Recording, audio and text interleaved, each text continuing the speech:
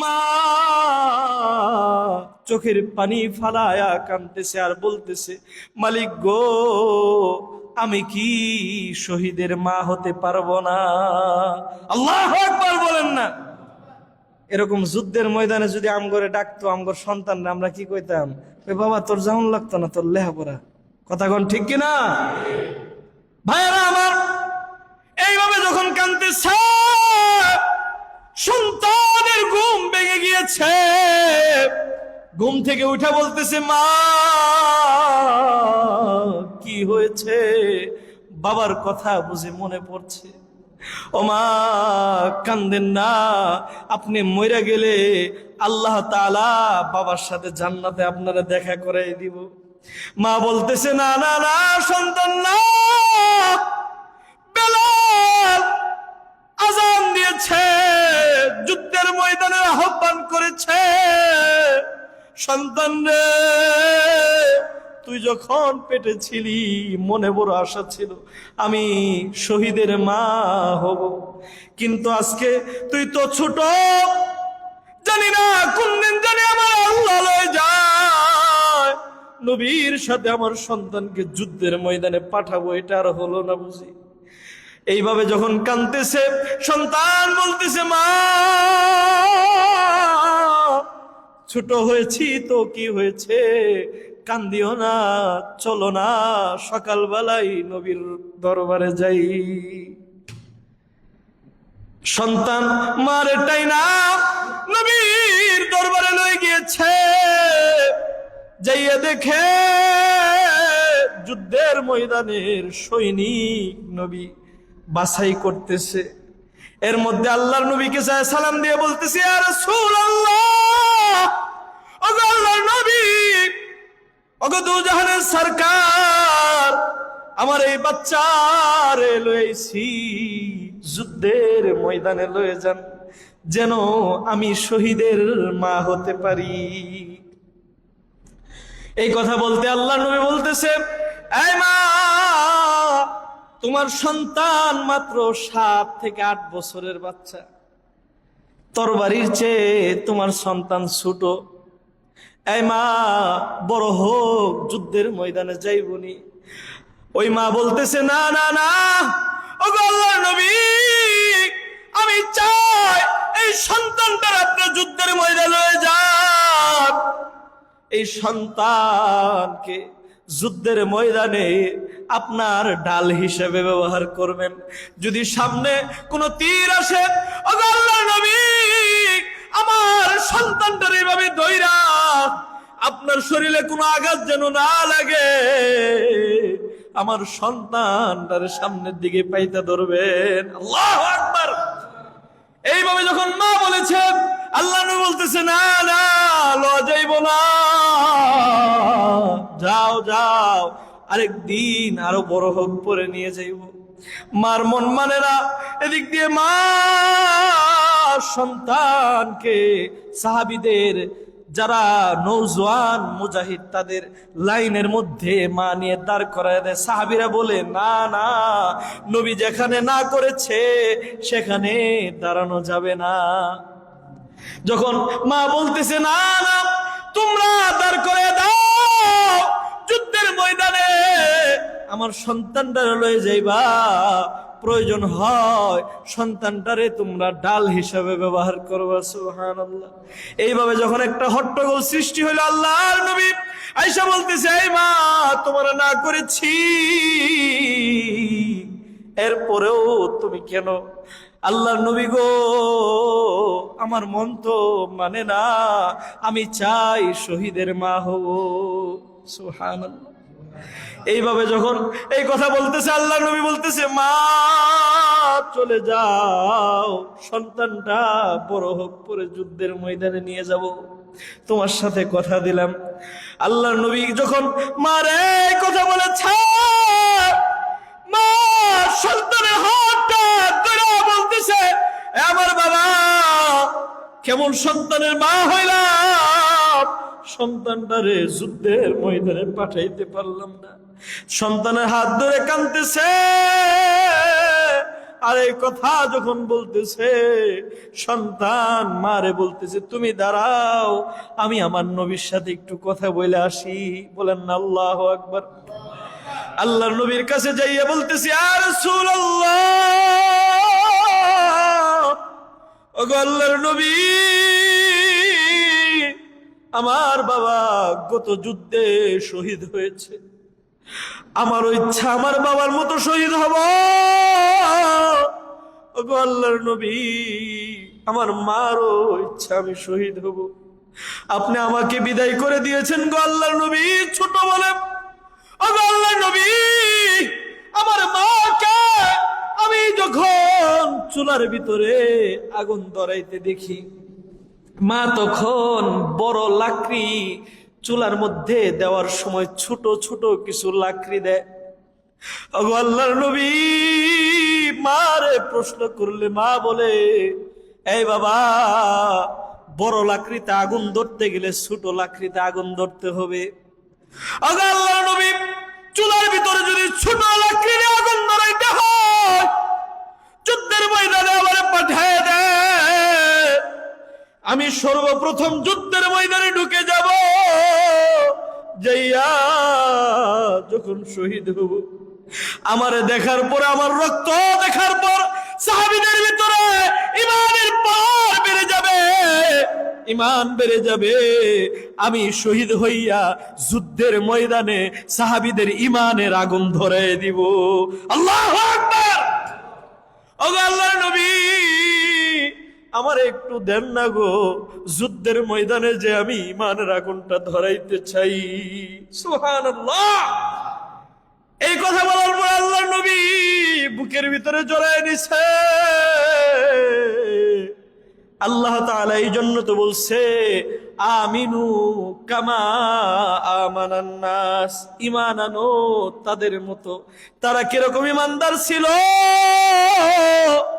ঈমানের জন্য, ইসলামের জন্য নিজের সন্তানকে যুদ্ধের ময়দানে পাঠায় দেয়। ইসলামের জন্য, ঈমানের জন্য তারা কতটা প্রেমিক ছিল। ঈমানের জন্য সন্তান, ছোট্ট বাচ্চা, 8 বছরের বালক, সেও যুদ্ধের ময়দানে যাওয়ার জন্য নবীর সাথে বারবার কথা বলে। বলেন না আল্লাহু আকবার।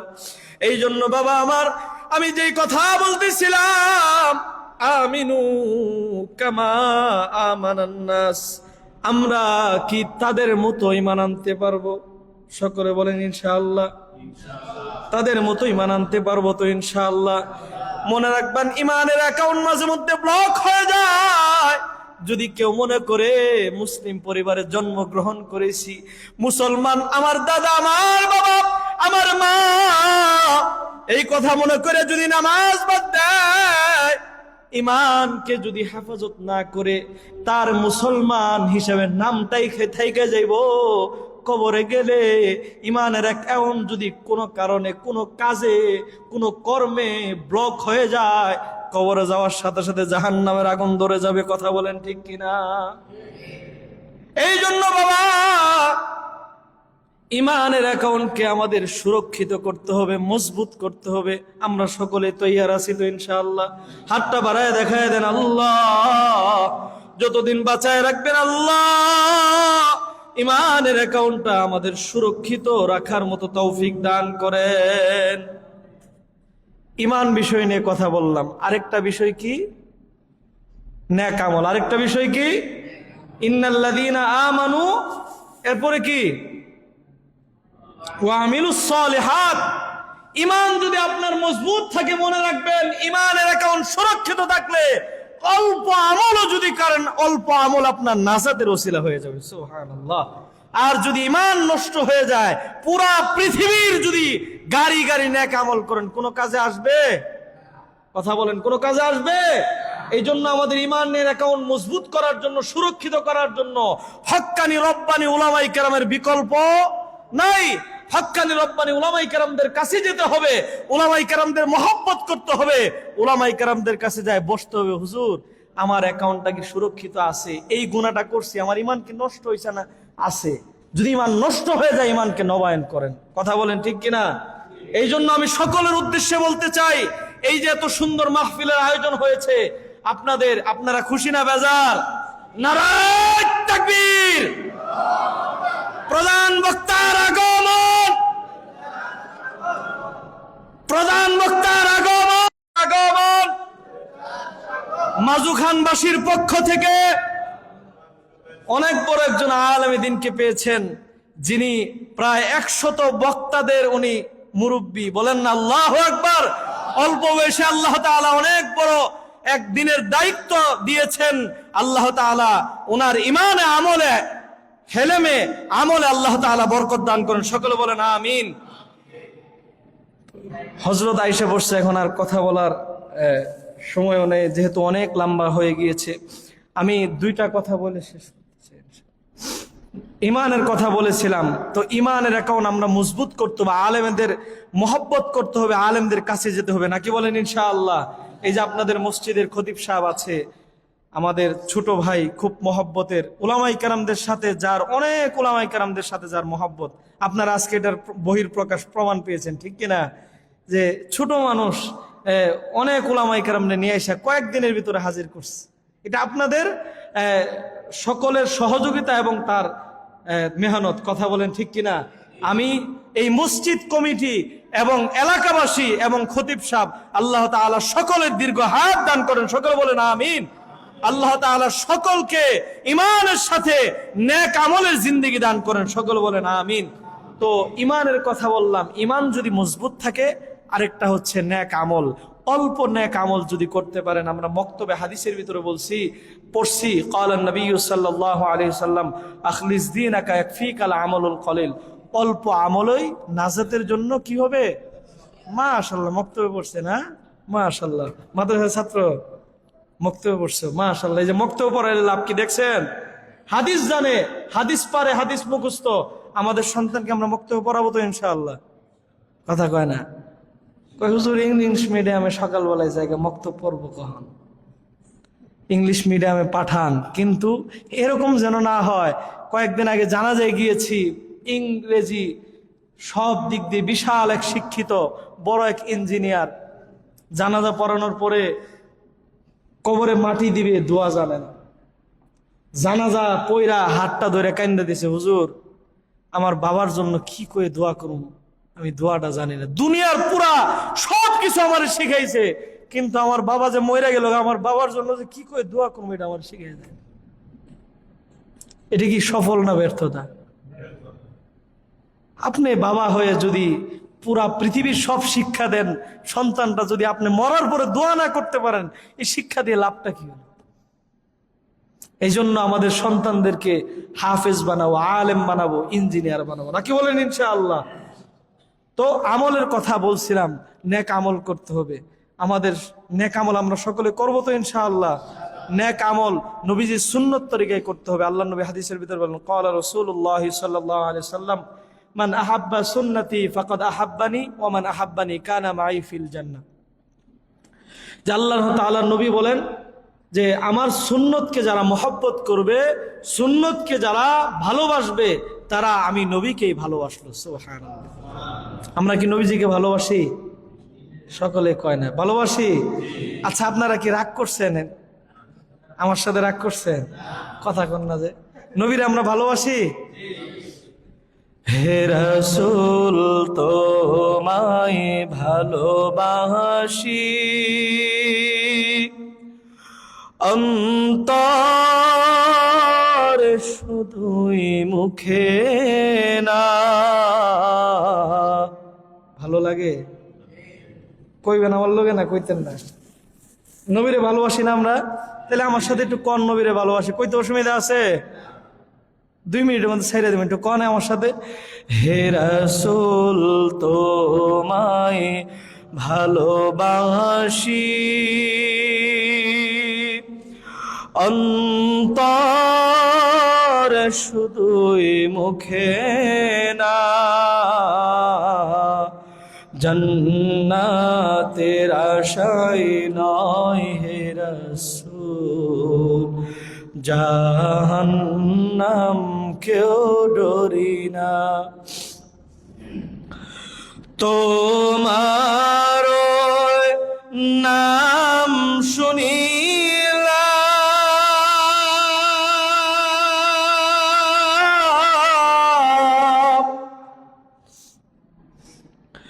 এই চোখে দেখিলাম না তোমার নাম শুনিলাম,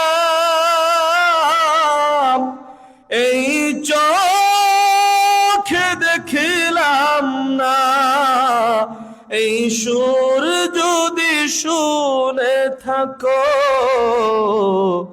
একবার এসে দেখা দাও না, হে রাসূল তোমায় ভালোবাসি অন্তরে শুধুই মুখে না, জান্নাতের আশায় নয় হে রাসূল, জাহান্নাম কেউ ডরি না। কত আশিক যায় মদিনা,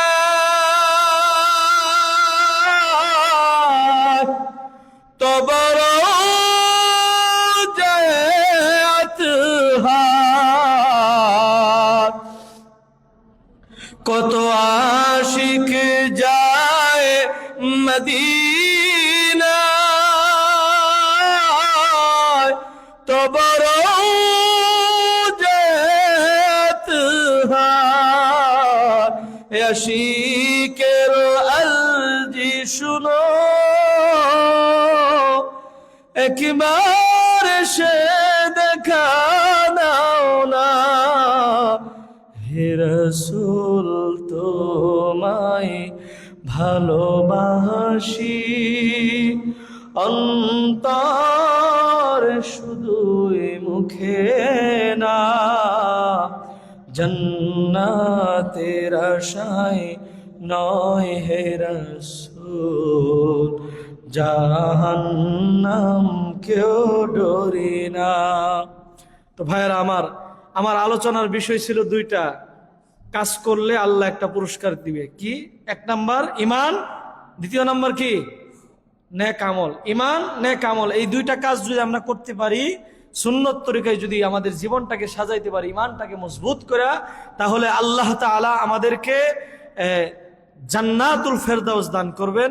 আল্লাহ বলছে ইন্নাল্লাযীনা আমানু ওয়া আমিলুস সালিহাত কানাত লাহুম জান্নাতুল ফিরদাউসি নুজুলা খালিদিনা ফিহা লা ইয়াবগুনা আনহা হিওয়ালা। এমন এক জান্নাত তোমাকে দান করব যেই জান্নাত থেকে আর কোনোদিন বের হতে মনে চাইবে না। সুবহানাল্লাহ। পৃথিবীতে অনেক সুন্দর জায়গা আছে, একবার দুইবার গেলে, তিন চারবার গেলে, এক মাস থাকলে তখন কয় কক্সবাজার আর ভালো লাগে না। কথা এখন ঠিক কিনা? একটা বিরক্তি আইসা যায়। তো আল্লাহ তাআলা বলছে এমন এক জান্নাত দিব, এমন এক জান্নাতের বাদশাহিত্ব দান করবে যেখানে আর কোনো বিরক্তি লাগবে না। যত দিন থাকবা তত নতুনত্ব আসবে, ততই ভালো লাগবে। সুবহানাল্লাহ। এই আয়াতের আলোচনা অনেক ব্যাপক, অনেক লম্বা, আপনাদেরকে কিছু বুঝাইতে পারি নাই। তো সামনে যদি কোনো আরেকদিন আল্লাহ তাআলা কোরআনের ময়দানে সুযোগ করে দেয়, ইনশাআল্লাহ কথা বলবো। বড় হযরতের সামনে কথা বলাটা আসলে বেয়াদবি। আল্লাহ তাআলা হযরতের ইমানে আমলে ইলমে হেলেমে বরকত দান করেন। আল্লাহ তাআলা আপনাদের সকলকে কবুল করেন। তো আশেপাশে মহিলা প্যান্ডেল আছে, তো মা বোনেরা মনে মনে কইতেছে হুজুর খালি পুরুষ গোল লেগে দোয়া করে, আমগোল লেগে দোয়া করে না, মনে মনে কইতেছে না? আল্লাহ তাআলা এলাকার প্রত্যেকটা মা বোনদেরকে হযরতে ফাতেমা, হযরতে খাদিজার মতো কবুল করেন। সকলে বলেন আমিন। এবং এলাকার মুর্দা যারা শুয়ে আছে কবরে, আল্লাহ সকলকে মাফ করে দিয়ে আল্লাহ সকলকে জান্নাতুল ফেরদাউস দান করেন। সকলে বলেন আমিন। ওয়া আখিরু দাওয়ানা আলহামদুলিল্লাহ।